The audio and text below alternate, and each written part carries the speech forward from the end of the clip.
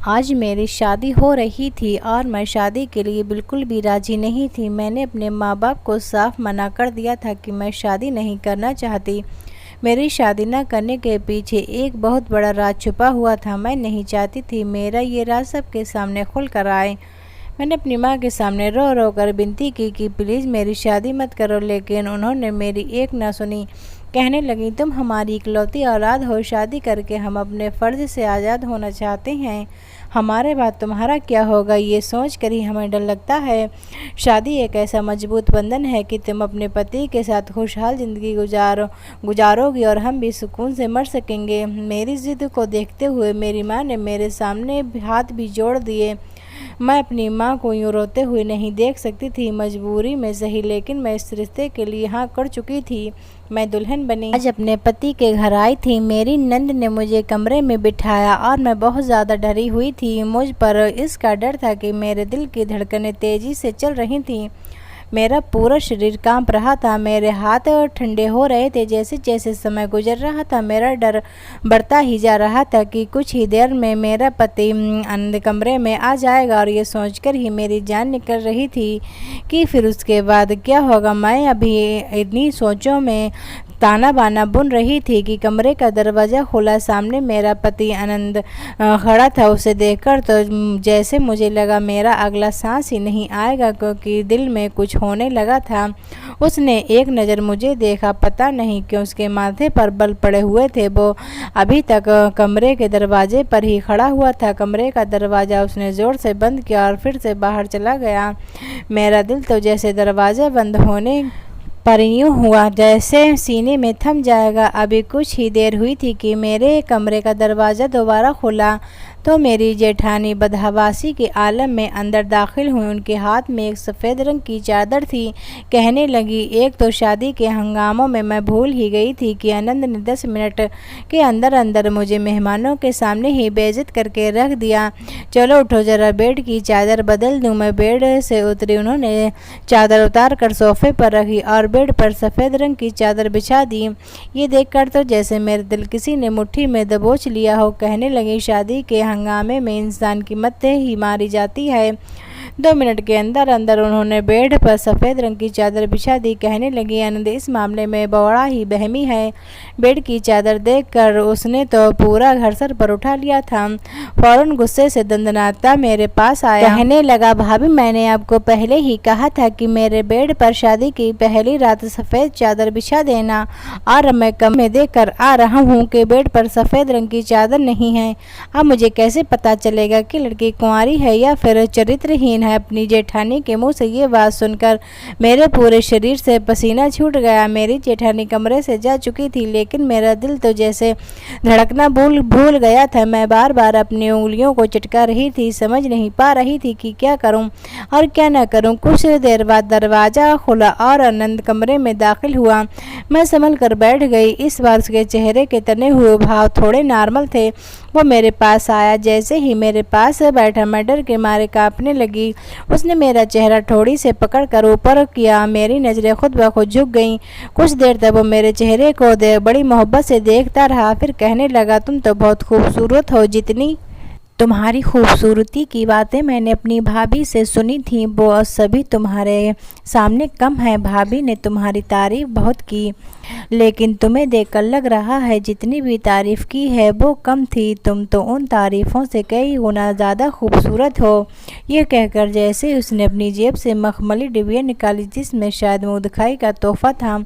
मेरा दिल भी धक धक कर रहा था। उसने एक चैन निकालकर मेरे गले में पहना दी। चैन को लगाते हुए आनंद की उंगलियां मेरी गर्दन पर शरारत करने लगी। मेरी जान परवाह न। उसकी आंखों की बेचैनी अब बढ़ने लगी। उसकी आंखों में छाने वाला खुमार मेरी जान निकाल रहा था। धीरे धीरे वो मेरे करीब होने लगा, लेकिन मैं एकदम से पीछे हट गई। मेरी इस हरकत पर वो मुस्कुराने लगा। कहने लगा, सुनैना, शादी हुई है। हम दोनों पति पत्नी का रिश्ता ऐसा ही होता है। हम दोनों के बीच कोई भी पर्दा नहीं है। ये कहते हुए आनंद ने मेरा हाथ पकड़ लिया, जो कि बिल्कुल ठंडा हो रहा था। शायद धीरे धीरे वो मुझे विश्वास में लेने की कोशिश कर रहा था, लेकिन मैं पूरी की पूरी लरज रही थी। आनंद फिर से मुझे समझाने लगा कि देखो सुनैना, सुनैना, ये हमारे बीच जो कुछ भी हो रहा है ये जायज़ है। लड़कियां ऐसे मौके पर अक्सर घबरा जाती हैं, लेकिन मेरा विश्वास करो तुमसे कोई भी तकलीफ नहीं होगी। पति हूँ तुम्हारा। शायद मेरे कांपने और घबराने पर वो मुझे समझाने की कोशिश कर रहा था, लेकिन मेरे कांपने और घबराने की वजह कुछ और थी। मैं अपने घर से विदा होने से पहले नींद की 4 गोलियां खा कर आई थी, इसलिए धीरे धीरे मेरी आंखों में नींद उतरने लगी। देखते ही देखते मैं नींद की गहरी वादियों में उतरती चली गई। बस मुझे ये याद था कि अंगद मुझे हिला जुला रहा था, कह रहा था, सुनैना तुम्हें क्या हुआ है। उसके बाद मेरा दिमाग बिल्कुल अंधेरे में जा चुका था। जब मुझे होश आया मुझे ड्रिप लगी हुई थी और मैं अगले ही कमरे में लेटी हुई थी। मेरी जिठानी मेरे सिरहाने बैठी थी और मेरी नंद भी मेरे बेड के पास खड़ी हुई थी और मुझ पर फूंके मार रही थी। अंगद कमरे में चहलकदमी कर रहा था। ये सब देखकर मैंने उठकर बैठने की कोशिश की तो मेरी जेठानी कहने लगी, लेटी रहो। डॉक्टर भी कमरे में मौजूद थी। उसने मुझे होश में आते देखा तो कहने लगी, जैसे ही ड्रिप खत्म हो अंग से कहिए कि ड्रिप उतार दे। फिर उसने मुझे कुछ मेडिसिन लिख कर दे दी और कहने लगी कि इन्हें रेगुलर इस्तेमाल करवाना। जल्द ही डॉक्टर कमरे से जा चुकी थी। मेरी जेठानी कहने लगी, मैं तुम्हारे लिए दूध का गिलास लाती हूँ। ये कहकर वह भी कमरे से निकल गई। पीछे पीछे मेरी नंद भी चली गई। मैंने अंगद की तरफ देखा, उसके माथे पर बल पड़े हुए थे, गुस्से से कमरे में चक्कर काट रहा था। मैंने घड़ी की तरफ देखा, सुबह के 6 बजने वाले थे। मैं अभी तक दुल्हन के जोड़े में थी, लेकिन उसने अपने कपड़े बदल रखे थे। मेरे पास आया और मुझे गुस्से से घूरने लगा। ये क्या तमाशा था? तुमने रात नींद की गोलियां खाई थी। मैंने कोई जवाब नहीं दिया। मैं नजरें चुराने लगी। वो कहने लगा, आर यू मैड? सुनैना तुम पागल हो, तुम्हारा दिमाग तो खराब नहीं था। मैंने कहा, मेरे पास कोई रास्ता नहीं था, मुझे माफ़ कर दें क्योंकि मुझे शादी से डर लगता है। मेरी बात सुनकर वो मुझे देखता रहा, फिर कहने लगा, तो इस बात का ये हल था कि तुमने पूरी रात हम सबको परेशान कर दिया। कोई भी लड़की अपनी शादी की रात नींद की गोलियां खाकर नहीं आती। हर लड़की शादी की होती है और शादी की रात कुछ न कुछ घबराहट होती है, क्योंकि वो एक नए रिश्ते में बदलने जाती है और पति से उसका संबंध काफ़ी गहरा होता है। लेकिन कोई भी लड़की नींद की गोलियां खाकर नहीं आती। मेरी ड्रिप खत्म हो चुकी थी। अंगद ने मेरी ड्रिप उतार दी और मुझे प्यार से समझाने लगा, कहने लगा, आज की रात के लिए मैंने बहुत से सपने अपनी आंखों में सजाए थे, लेकिन मुझे लगता है जैसे तुम्हें कुछ समय दे देना चाहिए ताकि तुम दिमागी तौर पर इस रिश्ते के लिए तैयार हो जाओ, क्योंकि रात वाली हरकत मैं दोबारा नहीं चाहता। ये सुनकर मैं कुछ देर के लिए रिलैक्स हो गई और यही तो चाहती थी कि वो मेरे करीब ना आए, मुझसे कोई रिश्ता ना बनाए, क्योंकि उसके पीछे बहुत बड़ी वजह थी। लेकिन ये कब तक मुमकिन था? वो मुझे कितना समय दे सकता था? कम से कम 4 दिन, 1 हफ्ता या ज़्यादा से ज़्यादा 1 महीना दे सकता था। उसकी आंखों की बेचैनियाँ देखकर मैं समझ नहीं पा रही थी कि वो मैं उसे इससे इंसान से उमड़ती मचलते जज्बातों को रोक सकती हूँ। वो मेरे चेहरे को बड़ी गौर से देख रहा था और मैं ये बद आवाज़ सी थी कि मेरे दिल में कोई उमंग थी, ना ही कोई शादी मेरी मर्जी से हुई थी। ये एक ज़बरदस्ती का बंधन था। खैर, मेरा जरा सा डर उस बेडशीट को लेकर था जो मेरे लिए मौत का पैगाम लेकर आती थी। अगर रात को मैंने नींद की मेडिसिन न खाई होती तो अंगद कहने लगा, कितने खूबसूरत और मासूम हो। तुम्हें देखकर मेरा दिल बेईमान करने पर मुझे उकसाने लगता है, लेकिन खैर तुम्हारा ख्याल तो रखना ही पड़ेगा क्योंकि ये मेरी जिम्मेदारी है। ये कहकर वो वहाँ से उठकर चला गया। कुछ देर बाद मेरी जेठानी मेरे लिए दूध का गिलास ले आई। मुझे दूध पिलाकर उन्होंने मुझे सोने के लिए कह दिया। मैं दोबारा से लेट गई और सो गई। मेरे ससुराल में ज़्यादा लोग नहीं थे। मेरी एक नंद थी, वो भी शादीशुदा थी। मेरे जेठ और जेठानी थे, वो भी अपने अलग घर में सेटल थे, अभी सिर्फ शादी के लिए इस घर में आए हुए थे। मेरी जेठानी और मेरी ननद का व्यवहार मेरे साथ बहुत अच्छा था। अंगद ने 2-3 दिन मुझे कुछ नहीं कहा, बस मुझे अपने रिश्ते के बारे में बताता रहता है कि पति पत्नी का रिश्ता ऐसा ही होता है। इन 3 दिनों में मैं ये जान चुकी थी वो कभी भी इस्तेमाल इस्तेमाल की हुई चीज़ में में नहीं लाता। मुझे नफ़रत है ऐसी चीज़ों से जो किसी और की इस्तेमाल की गई हों।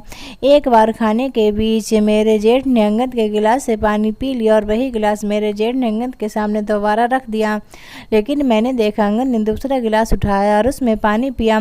यहाँ तक कि एक बार तो उसका तौलिया इस्तेमाल कर लिया तो वो मुझ पर ही गुस्सा होने लगा। कहने लगा कि कोई मेरी चीज़ों को इस्तेमाल करे तो मुझे बहुत गुस्सा आता है। मुझे इस्तेमाल की हुई चीज़ें बिल्कुल भी पसंद नहीं। प्लीज़ मेरी चीज़ों को इस्तेमाल मत किया करो। सुनैना मुझे बहुत ज़्यादा इंटिडेशनल होती है। जैसे जैसे समय गुजर रहा था मेरा दिल था जैसे थम रहा था, क्योंकि जिस हकीकत को मैं अपने सामने लाई थी वो इतनी भयानक थी कि कोई भी मर्द उसे बर्दाश्त नहीं कर सकता था। और अंगद की आदत जिस तरह की थी, मेरा दिल उस वक्त यही सोचकर कांपने लगता कि जब वो मुझसे दोबारा अपने रिश्ते के हक को वसूल करेगा तो उस समय मैं क्या करूँगी, उस वक्त मैं उसे कैसे अपना बचाव करूँगी। यही सोचकर मेरा दिल दहल जाता। मेरी शादी को 8 दिन गुजरे तो मैंने घर का काम भी करना शुरू कर दिया, खाना भी बनाने लगी। अब तो मेरी जेठानी भी अपने घर जा चुकी थी। शाम को जब अंगद ऑफिस से घर वापस आया खाने के बीच मुझे ही देख रहा था। खाने के बाद मैं किचन में जाकर बर्तन धोने लगी। वो मेरे पीछे ही आ गया। कहने लगा, बहुत जालिम हो, 10 दिन गुजर गए हैं हमारी शादी को, लेकिन मुझे मेरा बिल्कुल भी ख्याल नहीं कि मैं तुम्हारे बिना कैसे रहता हूँ। वो मेरे पास आ गया, मेरे हाथ में पकड़े बर्तन उसने सिंक में रखे और कहने लगा, छोड़ो ये सब और मेरे साथ कमरे में चलो। वो मेरा हाथ थामे मुझे कमरे तक ले जाने लगा। कमरे का दरवाज़ा बंद करके उसने कुंडी लगा दी और मैं यूँ थी जैसे थर थर काँपने लगी। मेरी धड़कनें बुरी तरह से चल रही थीं। मुझे घुटन का एहसास हो रहा था। मेरी हालत धीरे धीरे ख़राब होने लगी थी। मेरे डर को देखकर उसने मुझे बेड पर बिठाया और कहने लगा, आखिर तुम्हें प्रॉब्लम क्या है सुनैना? कोई भी लड़की ऐसा नहीं करती जैसा तुम कर रही हो। वैसे तो तुम ठीक ठाक रहती हो, भाभी के सामने भी अच्छी भली बातें करती थी, घर के काम भी कर रही हो, सब कुछ कर रही हो, लेकिन तुम्हें मेरा एहसास नहीं है। जब भी मैं तुम्हारे करीब आने की कोशिश करता हूँ तुम बुरी तरह से कांपने लगती हो। ऐसा कब तक चल सकता है? मैंने कहा, मुझे डर लगता है। कहने लगा, मैं किस लिए हूँ? तुम्हारा सारा डर ख़त्म कर दूंगा, तुम्हें ज़रा भी तकलीफ़ नहीं होने दूंगा। ये कहकर उसने मेरे चेहरे पर आईलेट अपनी उंगलियों के पीछे किया और धीरे धीरे वो अपने हाथों को अपने चेहरे को छूने लगा, लेकिन मैंने फ़ौरन से उसका हाथ पीछे करना चाहा, लेकिन उसने मेरा हाथ अपने दूसरे हाथ में लेकर रोका। कहने लगा, आज नहीं, आज तो मुझे नहीं रोकोगी। आज अगर मुझे ज़बरदस्ती भी करनी पड़ी तो मैं उससे भी पीछे नहीं हटूंगा।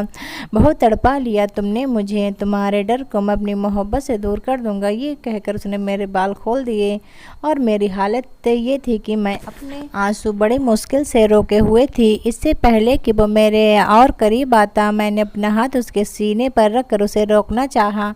मैंने कहा, अंगद प्लीज़ मुझे थोड़ा सा समय और दे दें। कहने लगा, नहीं, बिल्कुल भी नहीं।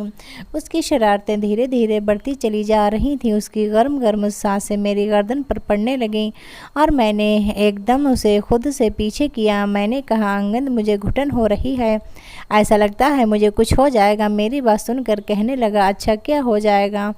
तुम्हें बेहोश हो जाओगी। ठीक है, हो जाओ बेहोश, लेकिन होश में आने के बाद भी मैं तुम्हारे साथ वो सब कुछ करूँगा जिसका मैं हक रखता हूँ। मैं रोने लगी, उसे खुद से दूर करने लगी। मेरी हालत और भी ज़्यादा बिगड़ने लगी, लेकिन वो मुझे छोड़ने को तैयार नहीं था।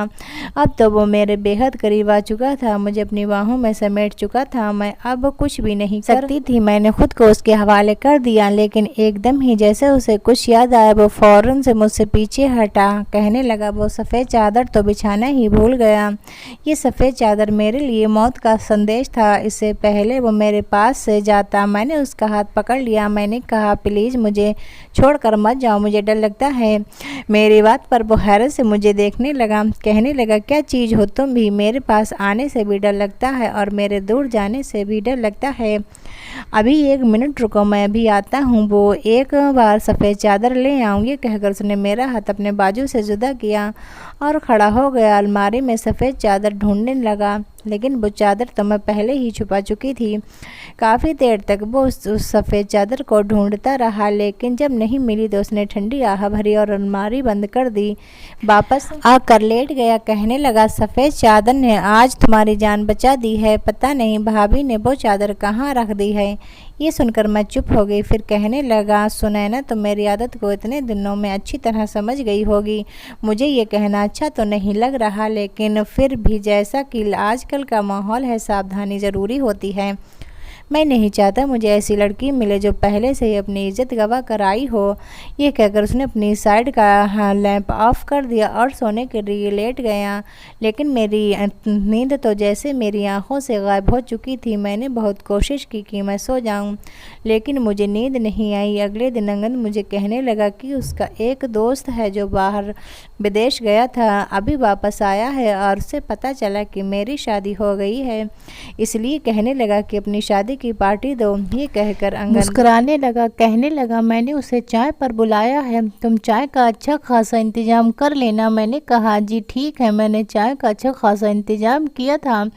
शाम तक अंगद का दोस्त भी आ गया। मैंने किचन में सब कुछ तैयार कर रखा था। अंगद किचन में आया, चाय लेकर अपने दोस्त के सामने रख दी, लेकिन अंगद मुझे भी बुलाने लगा, कहने लगा, तुमसे मिलना चाहता है। मैंने कहा, मैं क्यों किसी अजनबी से मिलूं, वो आपका दोस्त है। वो कहने लगा कि वो मेरा दोस्त है और बहुत ही अच्छा दोस्त है, इसलिए तुम्हें उसे अजनबी कहने की कोई ज़रूरत नहीं है।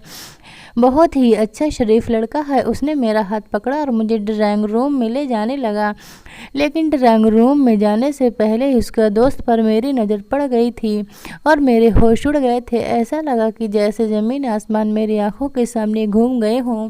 मेरी आंखों के नीचे अंधेरा छा गया। मैं वहीं की वहीं बैठ गई।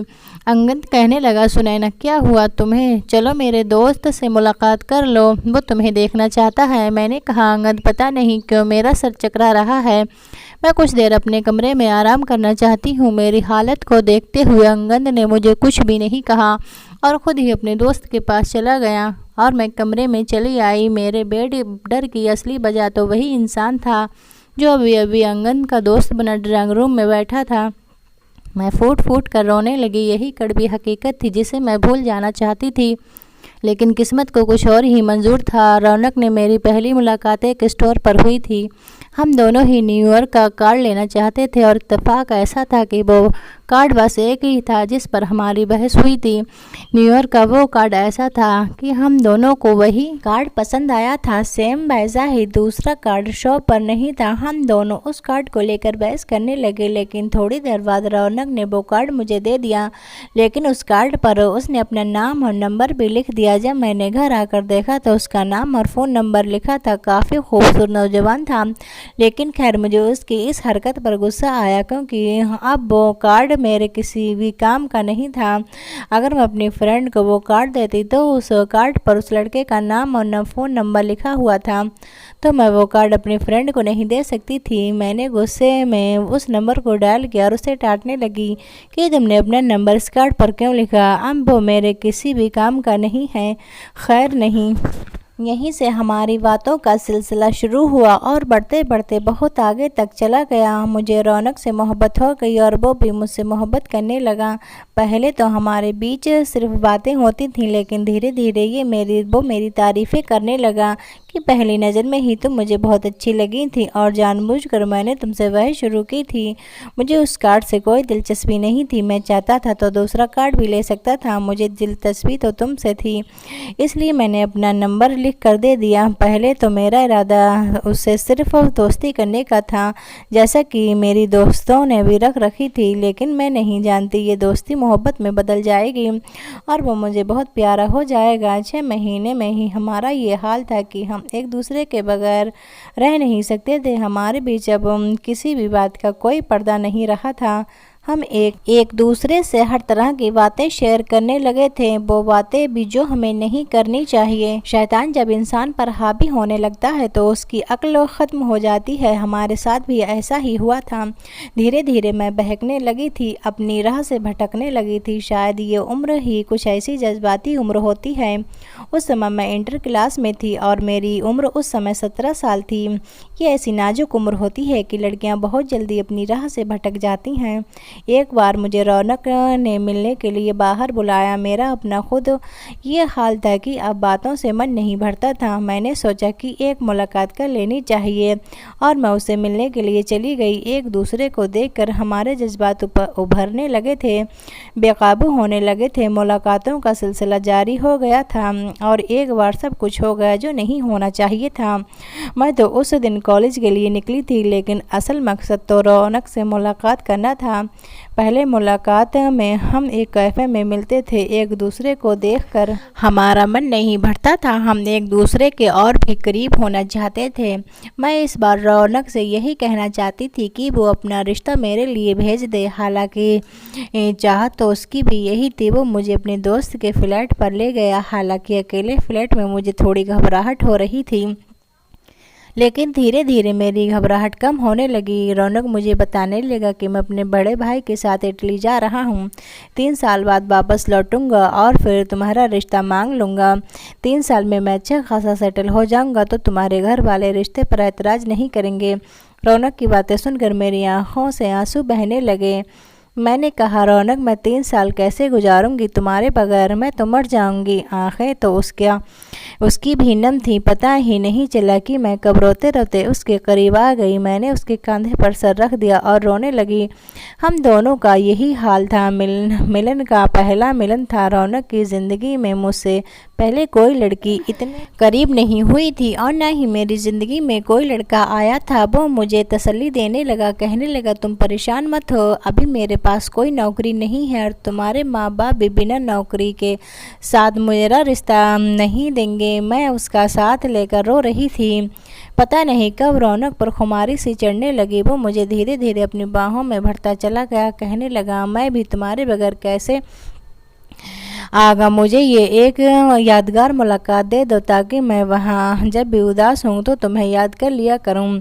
इन हसीन पलों को याद करके दिल को सुकून पहुँचा लिया करूँ। ये सुनकर मैं एकदम से घबरा गई थी और रौनक से पीछे हटी। मैंने इनकार किया, लेकिन उसकी मोहब्बत के सामने मैं बेबस हो गई। मैं उसे ज़्यादा मना नहीं कर पाई। धीरे धीरे हम बेहद करीब होते चले गए और मुझे खुद भी अंदाज़ा नहीं हुआ वो मुलाकात मेरी ज़िंदगी भर का रोग बन चुकी थी।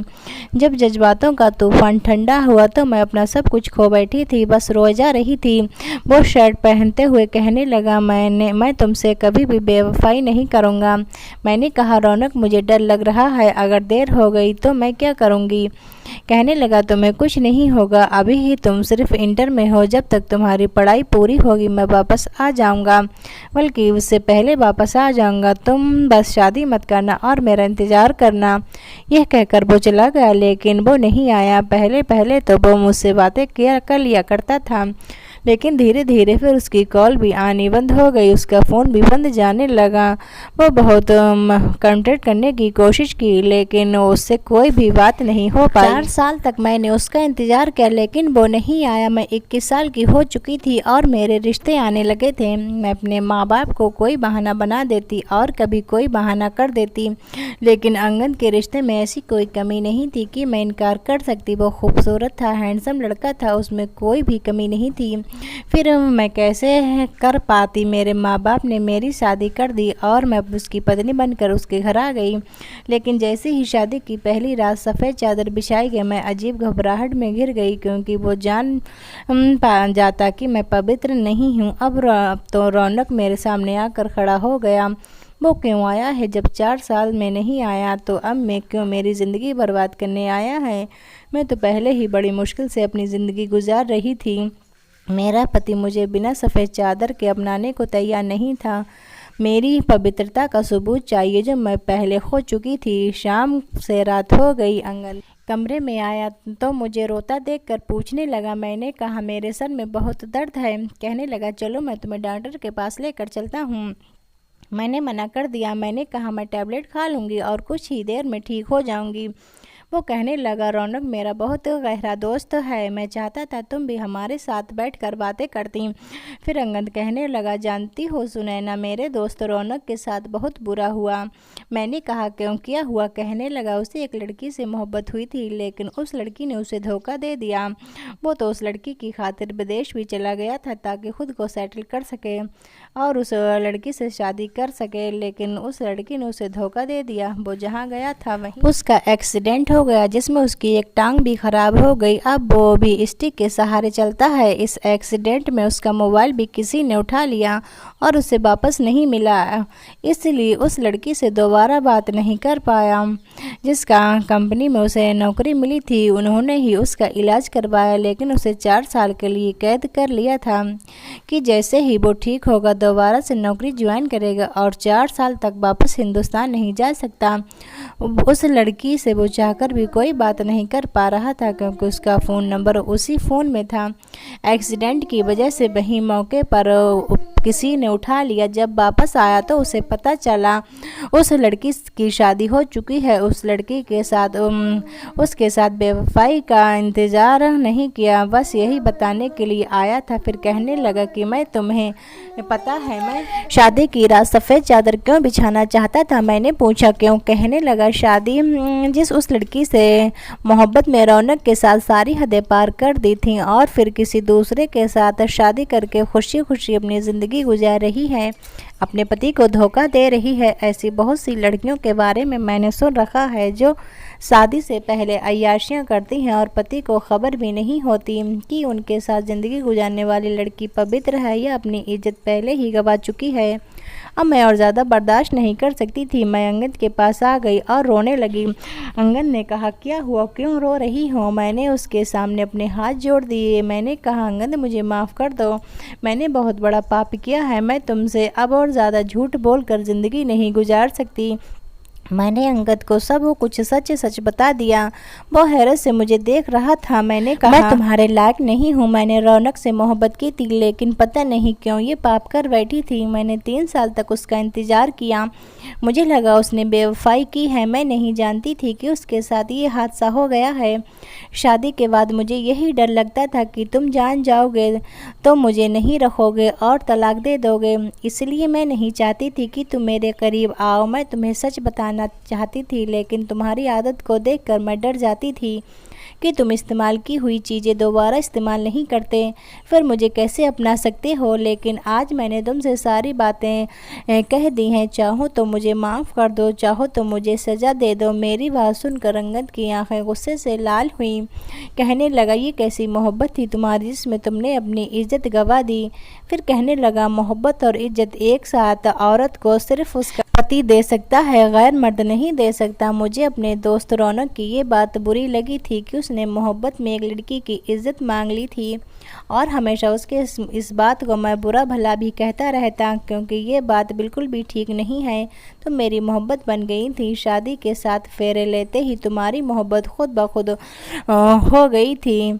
मैं मानता हूँ मुझे इस्तेमाल की हुई चीज़ें पसंद नहीं हैं, लेकिन तुम मेरी चीज़ नहीं बल्कि मेरी पत्नी हो। पति पत्नी एक दूसरे का वस्त्र होते हैं और वस्त्र इंसान के शरीर को छुपा कर रखते हैं, उनकी कमियों को, उनके ऐबों को छुपा लेते हैं। इसलिए मेरा फ़र्ज़ है कि मैं तुम्हारा ये ऐब भी छुपा लूँ। यह कहकर उसने मेरा हाथ थामा तो मैं पत्थर की बन गई। मैं सोच भी नहीं सकती थी कि अंगद का दिल इतना बड़ा भी हो सकता है।